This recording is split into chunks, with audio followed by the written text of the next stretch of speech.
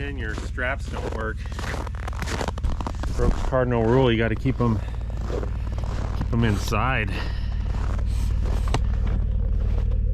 All crusty. Anyway, I'll explain maybe when I get on the bike my $55 wheel kit. So far, worked great loading it up. A little more clearance. It's warming up, -1.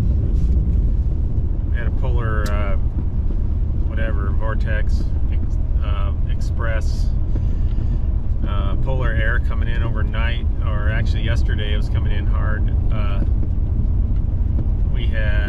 I was up here skiing, it was 0 yesterday, so I guess it started coming in before that, but then it dipped down -10 last night, and still going for it, so it's warming up a little bit. Well, nothing wants us to run today. I couldn't get my tractor started, couldn't get my farm truck started. That bike won't start, that other bike won't start. Mine's going. So it was too cold down there for me to talk about what I was showing with my new wheel kit. My $55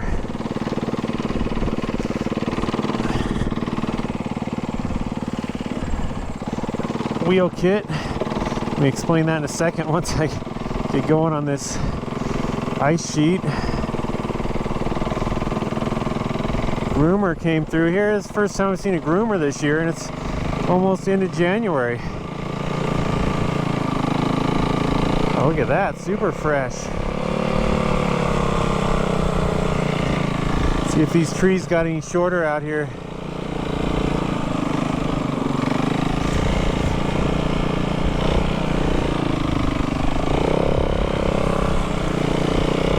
A little bit.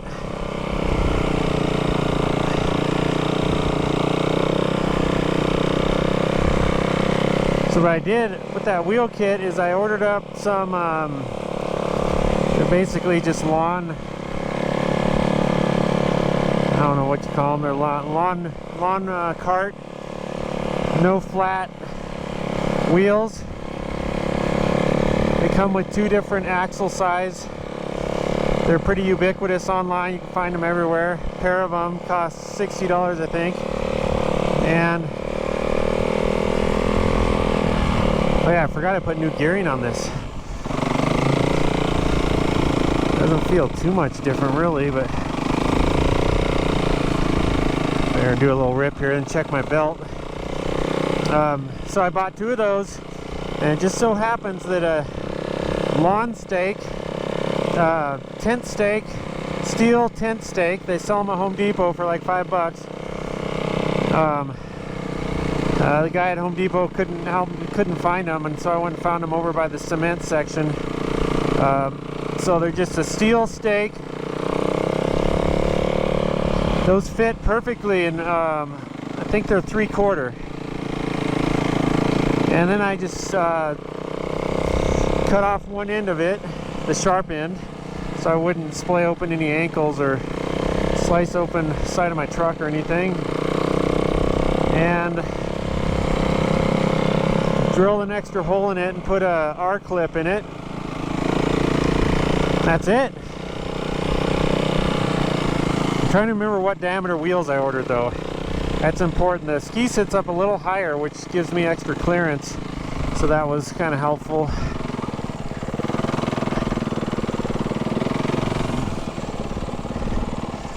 And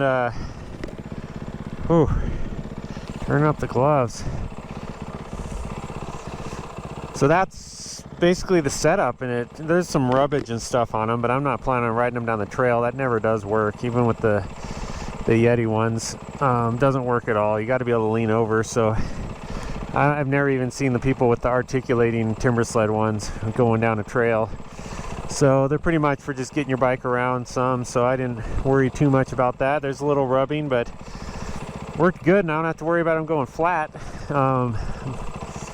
So we'll see how it goes over time, but that's a $55 wheel kit. It might actually suck and I'll scrap it, but I figured I could do something else with the wheels if nothing else. And I had gobs of those tent stakes sitting around, so it actually only cost me like 60 bucks. I didn't have to go buy anything else. Had an R clip already there. Pop that on there.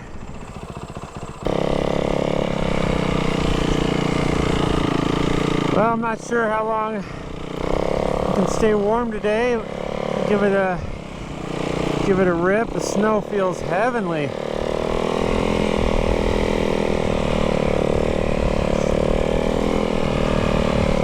Just about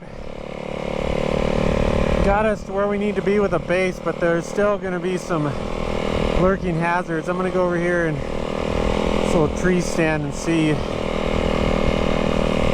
I'll watch out for any bumps. Any bumps could be a problem.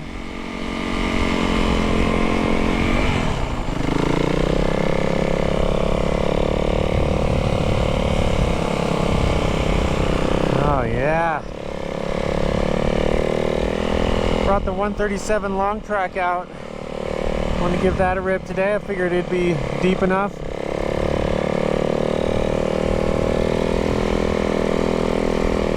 Well, you can see I'm back on the fly gloves. I gave up already on those field shear gloves, mobile warming gloves. They're no good. The battery doesn't last very long, especially on a day like today. I'm not messing around with anything.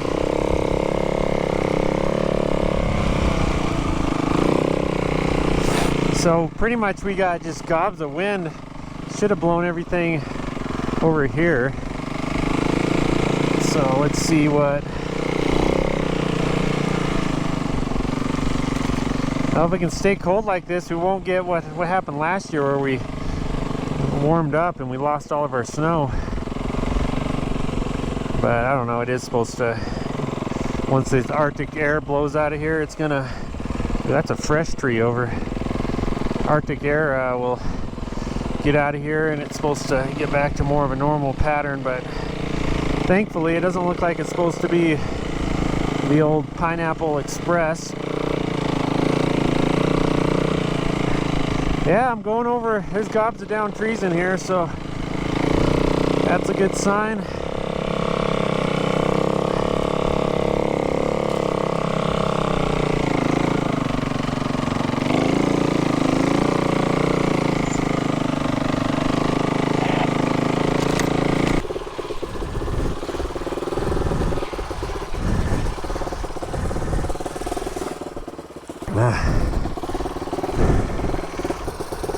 Those leaves are good insulation in there. It looks like they have the same insulation system here. Okay, they got all three bikes going now, but we're not too sure. Anyway, I was gonna give a look here at this. So that's my R clip, and you can see this stake. I got a bonus that mine had been hammered a bunch, so it splayed out, so I didn't even have to do anything to add a stop to it out here. It already stops right there. So if you have a used one, that's a bonus. So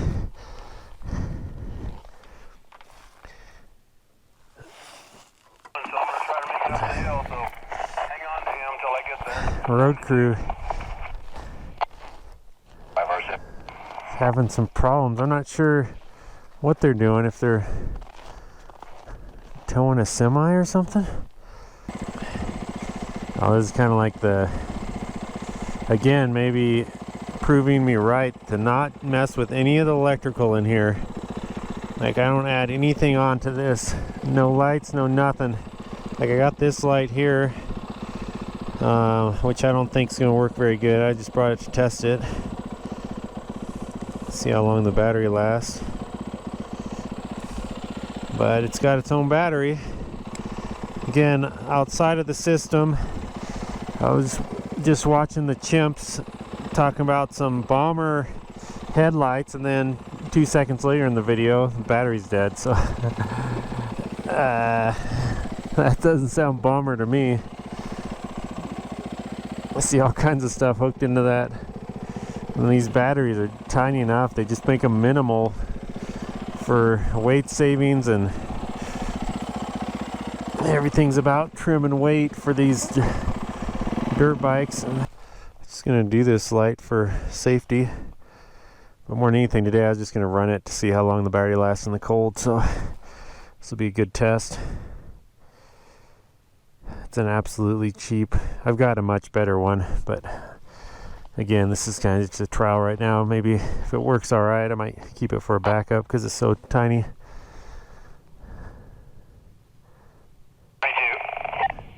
Yeah, you better come get me. I'm at Mud Flats. It's smoking really, really bad out of the axle. They're hung up. Hopefully they're not on fire. R72.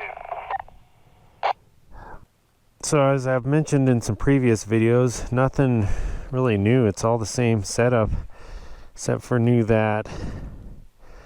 paint, and a special carbon fiber number plate. Actually, it's just a wrap. I want to cover up the old number on there from the guy I bought it from. I don't need that extra power that numbers provide.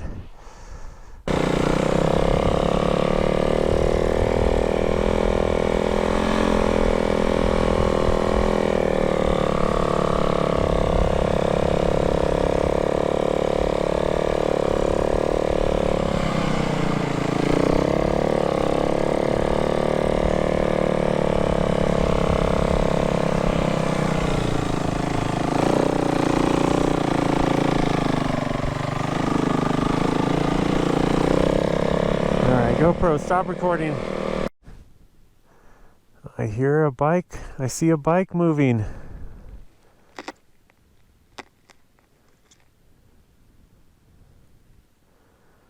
Yes, we're about to get going. Not a lot of motivation when it's 0 degrees. There's already a sledding group that they left by like 10, so they went for a couple hours. Maybe they were trying to get home, watch football playoffs or something, or they just got cold. This group was out pretty short. They probably got cold too or something. That I've had some really like negative below 0 days on this bike. That's pretty good when you keep it warmed up. It's helpful, I guess, that I keep it in a warmish shop overnight. But when I was at Togedy, it was up on the deck all night and frigid. We had like negative 20 or something, and it was during spring break of all times.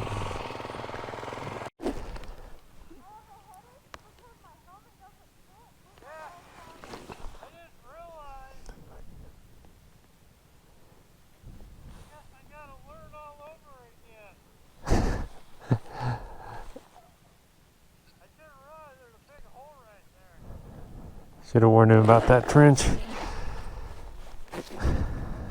I almost did the same thing. Okay, it should be like this.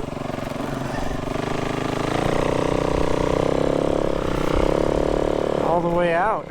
Ooh. There's a gate sticking up.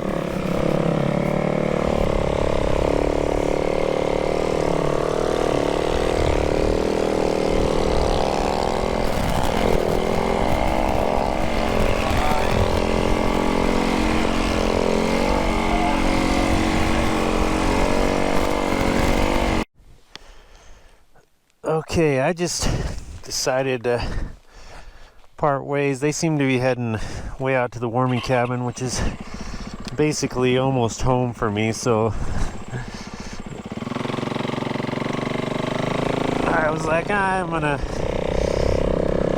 head back. I wasn't enjoying the trail riding. My hands are getting cold here, so I didn't want to go all the way out there, but it's been a nice little taste of this logging they've been doing. Really opened up some interesting stuff, so I'm gonna go check that out a little bit more on the way back.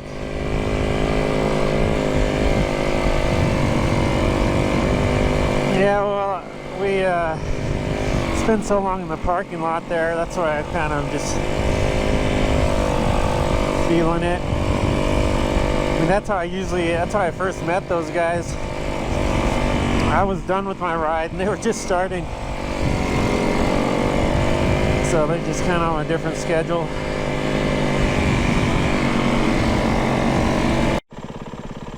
Stopped here warming up my fingers. As long as gloves are big enough, I just ball them up in here and warm up my hands. So they logged a bunch right off in here, which is tempting, but that's the off limits area. So I'm gonna go down the road a little ways, and they didn't log this side. I don't know if they just didn't get around to it yet, but I was mountain biking. Oh, there's the sign. I was mountain biking over there this summer off the edge, and it sounded like a swarm of bees. And we get up to them, and it's just probably like 50 guys in there with chainsaws thinning like crazy. And then there was a machine in there too, in a different spot. So I knew that they were doing some. And this side is fair game. So this is where we came through earlier. So this is all thinned out. This used to be very thick in here. Too thick even the snow bike.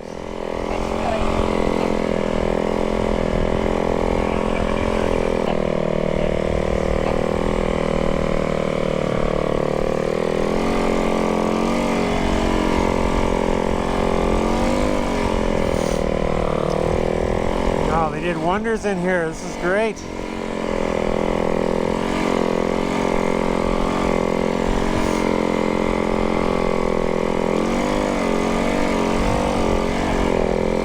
This will be game on for the season, because now the snowpack has just arrived. I feel like there's a good solid base. Now any storm on top of this, as long as we don't get a huge melt off, even if we do, it's just gonna compact it down and we'll get some good stuff coming up.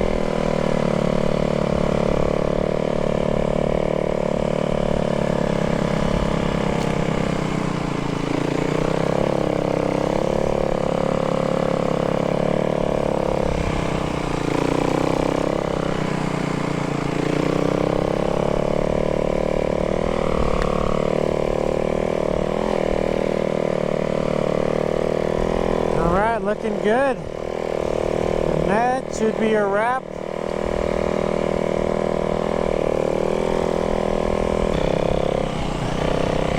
Did a little cleaning in here. Creeks aren't open. But I was thinking, oh, that's deep. I can't believe how many people over the last few years have asked me about Whitescapes. The little snow scooter. They must pay some really good marketers, because I have so many people that aren't snow bikers. They're always asking me about it, and it seems like every other minute one of those, some video shows up in one of my feeds about Whitescape scooters. It'd be kind of cool, and maybe in some settings, but No Whitescape scooter's gonna be doing this.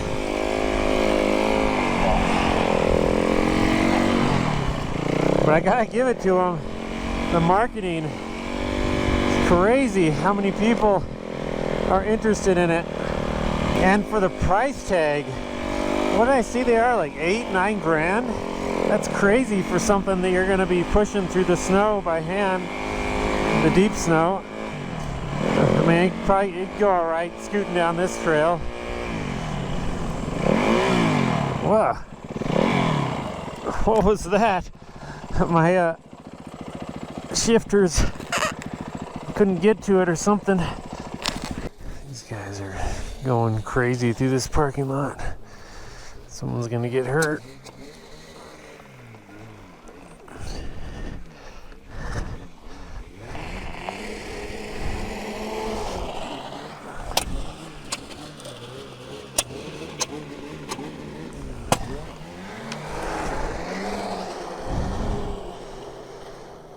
It's like shooting guns. All right, I want to show you something. Actually, I wanted to explain a few things that might be why my $55 system might be better than the Yeti. So problem one with the Yeti is 13B23 on the ground channel. they have a really tight tolerance on the axle that goes through there. So I've been there in situations where Yeah, I'd like to update my 1237 for it'll be -4, 7, 2, trace, 7, condition A, east and west. 13B23. so much noise. I'm just let me finish my thought here in a second. I smell a two-stroke in here. I'm about to gag. So the tolerance is so tight on the Yeti spindle. Several times I've had it where it gets above freezing, then gets below freezing, and ice is up in there, and it's very difficult to get out. So one advantage of the steel stake is it's not quite I mean, there's a lot of play in there, so it's not gonna, shouldn't have that problem. The other problem with Yeti is the way they make that nut go in the very end of it. I've had several times when between riding and getting back, I have those I've had it ice up in there where you can't even get the bolt back in because it's all iced inside of there. If I had the Yeti spindle here, I'd show you, but anyway, that's a second disadvantage of the Yeti. So usually what I do is try to get that bolt in there and leave it that way in my truck while I'm riding, so if there's a bunch of new snow that comes in. But I've had several times when I had to really pick out snow and ice and try to get it so I can even get that bolt inside.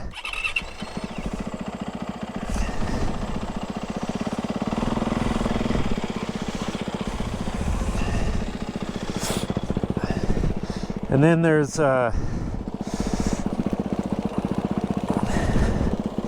another problem is the clearance. There's not a lot. It's clearance between the ski and the wheels with the Yeti. So it does clip. I've had it hang up quite a bit on different things, but it kind of clips the edge of a ramp. So this is a little bit higher. And my first load job worked actually a lot better.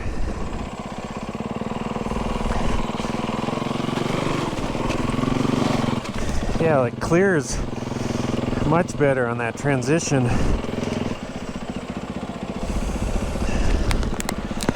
So far it's a winner.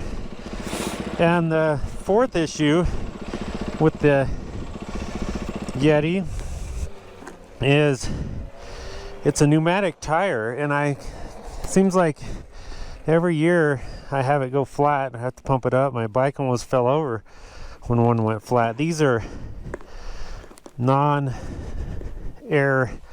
flat free or whatever they call it, so I don't have to worry about that. And then what am I on? 5? The 5th drawback of Yeti is what they cost. Like, seems like I bought mine for like $300. That's ridiculous.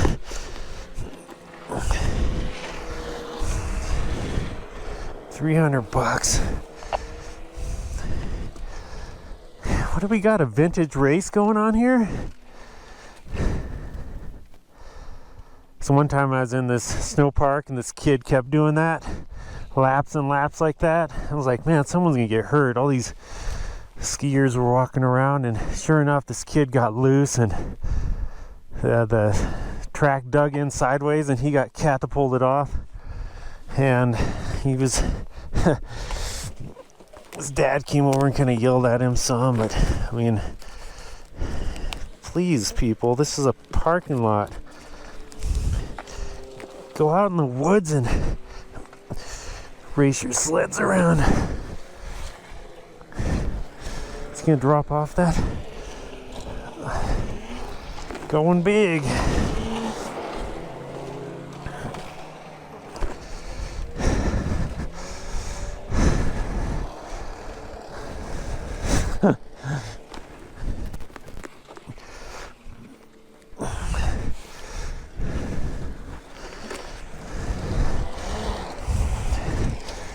Well, if that snowbanks was higher, that would have been really interesting.